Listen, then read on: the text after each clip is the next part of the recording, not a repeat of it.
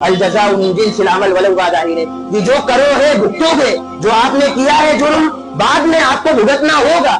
اہل علم لکھتے ہیں ایک انسان اگر زنا میں مبتلا ہو جاتا ہے، زنا کاری کسی عورت سے کر لیتا ہے یا عورت بدکاری کر لیتی ہے، یہ ایک قرض ہے، یہ ایک قرض ہے جو بعد میں جا کر کے ان کی بہنوں کی طرف لوٹے گا، ان کی بیویوں کی طرف لوٹے گا، ان کی ماؤں کی طرف لوٹے گا۔ اسی وجہ سے ایک صحابی رسول آتے ہیں جناب محمد رسول اللہ صلی اللہ علیہ وسلم کے پاس اور زنا کی اجازت مانگتے ہیں۔ اللہ کے نبی صلی اللہ علیہ وسلم نے صحابی رسول کو سمجھایا، کیا تمہاری ماں کے ساتھ اگر کوئی زنا کرے تم برداشت کر لو گے؟ کہتے ہیں نہیں، یہ حدیث بتلاتی ہے یہ ایک قرض ہے، آج تم کرو گے کل تمہاری ماں کے ساتھ کیا جائے گا، آج تم اس غلط کام میں مبتلا ہوگے کل تمہاری بہنیں مبتلا ہوں گی، کل تمہاری بیٹیاں مبتلا ہوں گی۔ اسی وجہ سے اللہ کے نبی صلی اللہ علیہ وسلم نے سنجیدگی والے انداز میں صحابی رسول کو جواب دیا، کیا تمہاری بیٹیوں کے ساتھ اگر کوئی ایسا کرے کیا تم برداشت کرو گے؟ تمہاری بہنوں کے ساتھ کوئی ایسا کرے برداشت کرو گے؟ جب یہ تم برداشت نہیں کر سکتے، جس کے ساتھ تم زنا کرو گے وہ بھی کسی نہ کسی کی بہن ہوگی، جس کے ساتھ تم زنا کرو گے وہ کسی نہ کسی کی ماں ہوگی، جس کے ساتھ تم زنا کرو گے وہ کسی نہ کسی کی بیٹی ہوگی۔ لہذا یہ قرض ہے،